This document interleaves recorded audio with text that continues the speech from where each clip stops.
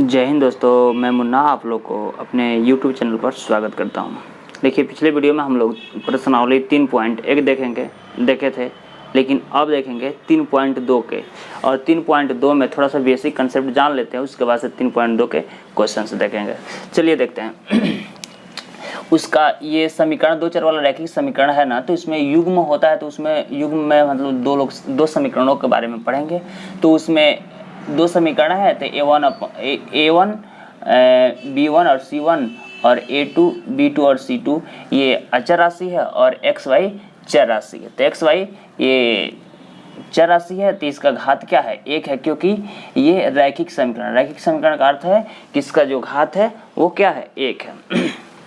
अब देखिए, ये जो A1 B1 C1 A2 B2 C2 है, इसके अनुपातों के तुलना करेंगे। अगर इसके पहले प्रश्न देखते पीरियड में हम लोग को ये दिख जाए कि A1/A2 और नॉट इक्वल B1/B2 है, तो उसका जो ग्राफीय निरूपण है ना, वो प्रतिच्छेदी प्राप्त होगी। प्रतिच्छेदी का तात्पर्य है कि वो जो दोनों रेखाओं का, इसका और इसका ग्राफ खींचेंगे, दोनों मतलब समीकरणों के ग्राफ खींचेंगे, तो कहीं ना कहीं एक जगह जाकर क्या करेगा? आपस में प्रतिच्छेद करेगा। और जहाँ प्रतिच्छेद करेगा उसी को इसके बीजीय रूप में निरूपण करेंगे, तो जहाँ पर प्रतिच्छेद करेगा उसी को बोलते हैं हल।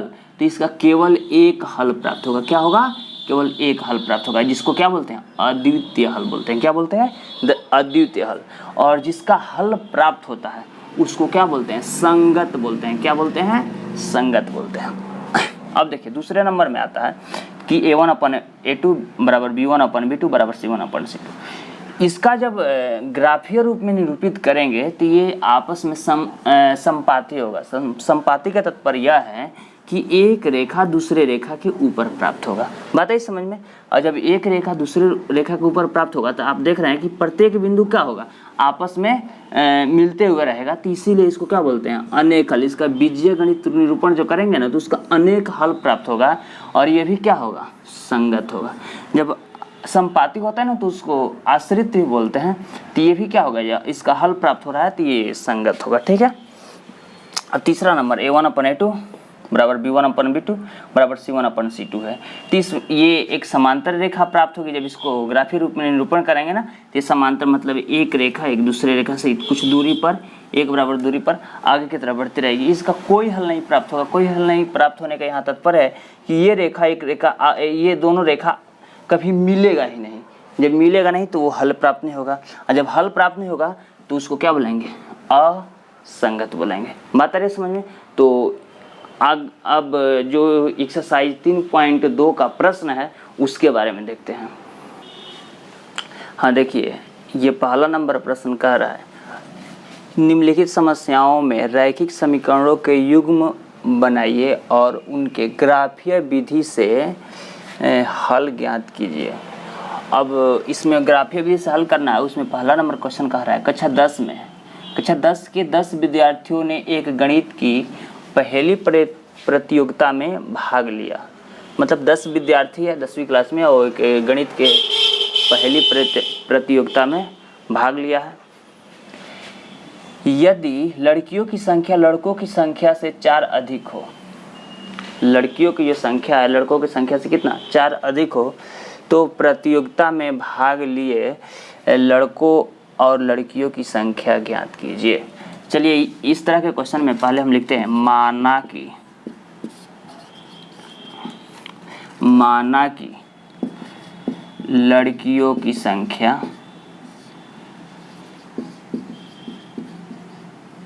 या लड़कों के लिख देते हैं, लड़कों की संख्या x तथा लड़कियों की संख्या y है। ठीक है। लड़का की संख्या x मान लिया, लड़की की संख्या y। माने प्रश्न से इसमें कितने लोग हैं? 10 विद्यार्थी, मतलब 10 तो है। तो प्रश्न थे x + y बराबर कितना? 10। ठीक है। और फिर कह रहा है कि जो लड़कियों की संख्या ना लड़कों की संख्या से 4 अधिक है। तो पुनः प्रश्न से यहाँ लिखेंगे,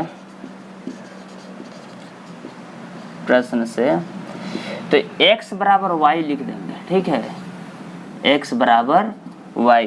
ये तो लड़की की संख्या है और ये लड़का की संख्या है, लेकिन जब 4 जोड़ेंगे तब आपस में बराबर होगा। तो लड़कों की संख्या में 4 जोड़ेंगे तब लड़कियों की संख्या 4 अधिक होगा। बात है समझ में? तो इसको सॉल्व करेंगे तो इसको इधर लाएंगे, x माइनस वाई बराबर -4। ये समीकरण 2 हो गया, ठीक है। और चलिए इसको ग्राफीय रूप में कैसे हल करेंगे देख लीजिए। ये समीकरण 1 रहा, ये समीकरण 2 रहा।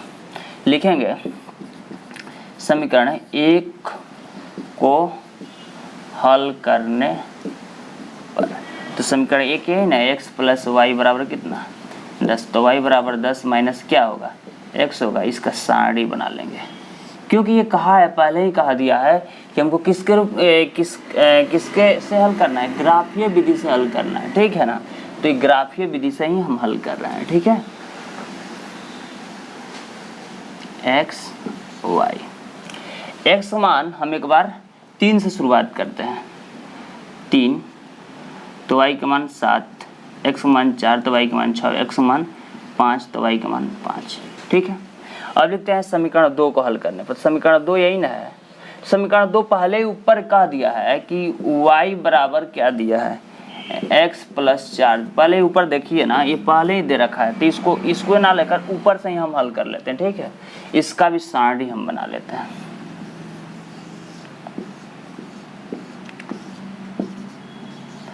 ठीक है। x का मान हम क्या रखेंगे, x मान एक बार 3 रखेंगे तो y का मान 7, x मान 4 तो y का मान 8, x मान 5 तो y का मान 5 4 9, ठीक है।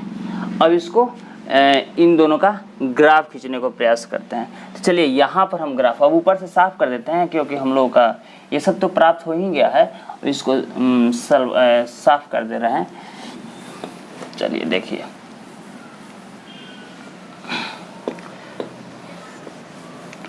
ये वाला इसका समीकरण है, तो x प्लस वाई बराबर कितना 10, और उसका तो वहाँ लिखे हैं, तो इसको भी साफ कर देते हैं, ठीक है।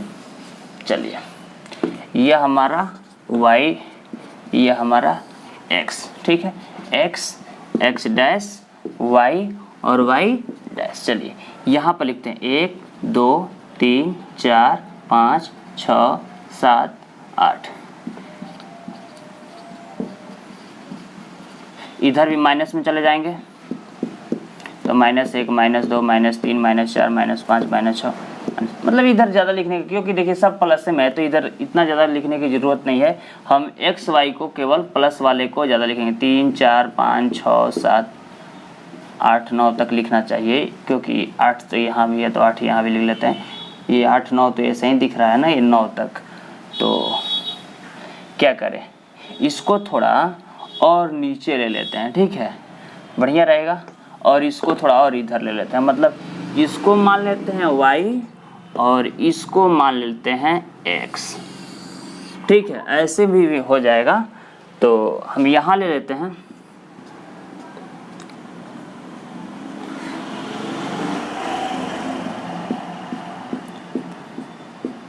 ये y है, ये x है, ये x डैश है, ये y है, y डैश है, और नीचे भी 1 2 ले लेते हैं, क्योंकि सब प्लस में है तो सब प्लस के लिए 1 2 3 4 5 6 7 8 9, 1 2 3 4 5 6 7 8 9 10, ठीक।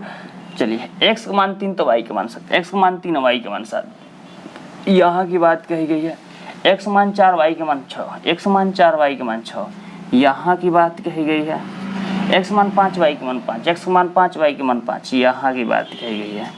ये देखिए तीनों एक जैसे रेखा, एक मतलब एक लाइन में है, इसको हम ऐसे खींच देंगे, ठीक है। और इस सबका निर्देशांक भी लिखेंगे, ये 3 7 का है, ये 4 5 6 का है, और ये 5 5 का है, और एक ही समीकरण का है, वो समीकरण भी लिख देते हैं, x प्लस वाई बराबर 10, ठीक है।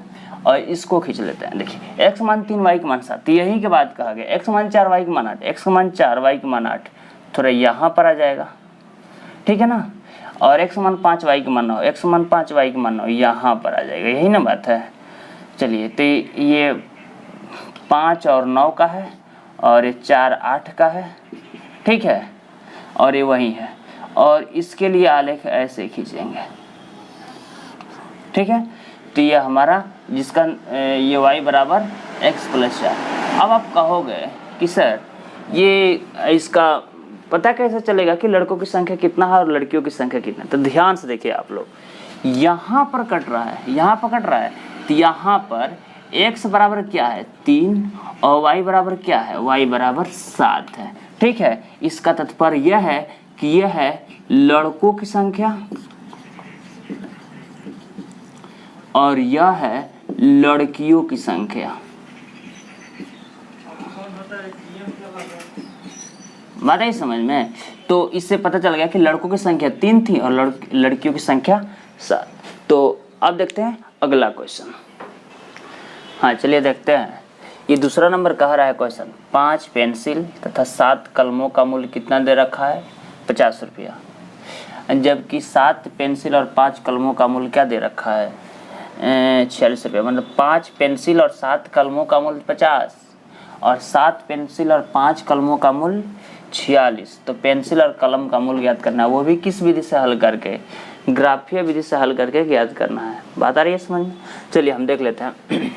देखते हैं, माना कि कलम का मूल्य, एक पेंसिल का मूल्य कितना मान लेते हैं x और एक कलम का मूल्य y। ठीक है, तो पहले प्रश्न से कह रहा है 5 पेंसिल तथा 7 कलमों का मूल्य क्या है, 50 रुपये है। तो 5 पेंसिल और 7 कलम का मूल्य 50 रुपये कर दिए, समीकरण 1 हो गया। अब लिख रहे हैं 7 पेंसिल तथा 5 कलमों का मूल्य 46 रुपया है। तो 7x प्लस 5y बराबर 46। तो ये वाला जो समीकरण है इसको हम यहाँ लिख देते हैं समीकरण 2 को हल करने पर। तो यहाँ पर समीकरण 2 को हल किए तो क्या आया, समीकरण 1 को हल, ये समीकरण 1 है तो यहाँ पर हल किए हैं। तो समीकरण 1 को हल करने पर क्या प्राप्त हुआ, 5x प्लस 7y बराबर 50, यही है ना। और 7y बराबर 50 हम ऐसे लिख दिए और 5x को उधर भेज दिए बराबर तो माइनस में, और 7 इधर गुणांक में है तो इधर लाकर भाग में कर लेते हैं। अब इसका वैल्यू रख लेते हैं। एक बार हम 10 रखेंगे, 10 पचे 50, 50 में से 50 से गया 0 तो 7 से भाग करेंगे तो 0। एक बार 3 रखेंगे, 7 पचे 35, 5 या 15, 5 या 15 और 50 में से 15 जाएगा तो 35 और 7 में 5 से 35 से भाग करेंगे तो 5 मर्द में। एक बार -4 रखते हैं, -4 रखेंगे तो 5 चौका 20 तो -20 हो जाएगा। -4 और -5 मतलब 5 माइनस में है और -4 तो 5 चौका 20 होगा ना, प्लस में हो जाएगा। और 50 में 20 जोड़ेंगे तो 70, 70 को 7 से भाग करेंगे तो 10 मर्द में कट जाएगा। अब लिखते हैं समीकरण 2 को हल करने पर, ये समीकरण 2 है, इसी को यहीं पर हल कर दिया है, इसको यहाँ हल कर दिया है, इसको यहीं पर हल कर दिए हैं। तो ये हम इतना लिख दिए हैं, देख लिए 5y बराबर 46 और ये 7x को इधर भेज दिए हैं तो माइनस में चला आया। तो y बराबर 46 - 7x बटा 5। अब यहाँ पर मान रखना है, अपने मन से मान रखना है, इस बात को ध्यान रखना है, अपने मन से मान रखना है, जो कटने लायक है वही मान रखना है। अगर ये बात समझ में नहीं आ रहा है तो पिछले वीडियो प्लेलिस्ट में जाकर देखिए, पिछले वीडियो में कैसे हम मान रखते हैं ये आप लोगों को पता चल जाएगा। अगर ये समझ में अगर समझ में आ रहा है तो ठीक है, नहीं तो प्लेलिस्ट में जाइए और आसान विधि से ग्राफ खींचने का, उधर 0 to हीरो लेवल ग्राफ खींचने का बारे में बताए हुए हैं, उसको जाकर देखिए ध्यान से, तब आप लोगों को पता चलेगा क्यों इधर जा रहा है, क्यों नीचे 5 आ रहा है तो कितना मान रखेंगे, ये सब उसी की तरफ। ऐसे सिंपल भाषा में बता दें कि ऊपर हल करने पर कोई ऐसा संख्या आना चाहिए कि 5 से भाग लगने वाला हो। तो हम एक बार 8 रखे, एक बार 3 रखे, एक बार -2, तो एक बार 8 रखेंगे तो 8 से 56 और 46 में से 46 में से 56 जब चला जाएगा तो क्या बचेगा, -10 -10 को 5 से काटेंगे तो -2 हो जाएगा। ठीक है, एक बार रख रहे हैं 3, तो 5 या 15 और 46 में से 15 चला जाएगा तो क्या आएगा, 46 में से 15 जाएगा तो 25, सॉरी यहाँ 7 है ना, 7 में 3 से गुणा 7 तरीके का, 46 में से कहीं जाएगा तो 25 और 25 को 5 से भाग करेंगे तो 5। और यहाँ पर रख रहे हैं माइनस, तो -7 दूने 14 और 46 में 14 जोड़ेंगे तो ये माइनस है तो -7 और -2 तो गुणा करेंगे, -7 और -2 गुणा करेंगे तो +14 हो जाएगा। 46 में 14 जोड़ेंगे तो 60 हो जाएगा, 60 को 5 से भाग करेंगे तो 12 हो जाएगा। ठीक है, अब इन दोनों समीकरणों का हम यहाँ पर ग्राफ खींच देते हैं। ठीक है, हाँ चलिए देखते हैं। हमारा पहला समीकरण ये है ना, दूसरा समीकरण ये है, तो पहले इसको ग्राफ खींच लेते हैं। चलिए, x मान 10 y का मान 0, x मान 10 y का मान 0, यहाँ के बाद कही गई x मान 5 y का मान, x मान 3 y का मान 5, x मान 3 y का मान 5, यहाँ के बाद कही गई x मान -4 y का मान 10, x मान -4 इधर जाएगा, x का मान -4 और y का मान 10, यहाँ के बाद कही गई है। ठीक है, ये देखिए तीनों बिंदु जो है एक रेखा में है। हो गया। अब देखिए इसका निर्देशांक लिख देते हैं 10, 0, 3, 5 और -4, 10, यही ना है। और इसके बाद से इसका समीकरण x समान 8 y के मान -2, x समान 8 y के मान -2, यहाँ की बात कही गई है। x समान 3 y के मान 5, यहीं की बात ये कही गई है। और x समान -2 y के मान 12, x समान -2 y के मान 12, यहाँ की बात कही गई है। तो ये देखिए ये तीनों रेखा एक लाइन में है।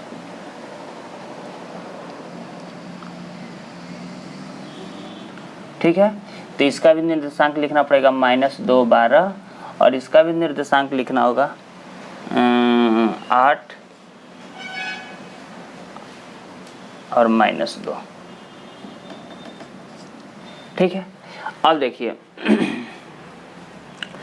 थोड़ा इसको ध्यान से देखिए कि ये कट कहाँ रहा है यहाँ पर। तो x का मान क्या हुआ, x बराबर 3 और y का मान क्या हुआ, y बराबर 5। ठीक है, तो x मान 3 और y का मान 5 हो रहा है। मतलब पेंसिल का जो मूल्य था वो 3 रुपया था। पेंसिल का जो मूल्य था वो कितना था, 3 रुपया। और कलम का जो मूल्य था, कलम वो 5 रुपया। ये 3 रुपया और एक 5 रुपया। बात आ रही है समझ में। तो बस ये वीडियो बड़ा हो जाएगा, बस इस वीडियो में इतना ही देखते हैं। अगले वीडियो में दूसरा नंबर क्वेश्चन को देखने को प्रयास करेंगे। तो आज के लिए इतना ही, दीजिए इजाज़त। जय हिंद। देखिए ये जो क्वेश्चन है इसको बनाइए, अगर नहीं बन रहा है तो फिर कमेंट कीजिए कि क्यों नहीं बन रहा है। अगर बन पा रहा है तो भी कमेंट कीजिए कि हाँ बन पा रहा है। और अपने दोस्तों के साथ शेयर कीजिए अगर अच्छा लग रहा है, और नहीं अच्छा लग रहा है तो डिसलाइक जरूर कीजिए ताकि हमको भी पता चले कि क्या वीडियो अच्छा बना पा रहे हैं या नहीं। बस आज के लिए इतना ही। जय हिंद।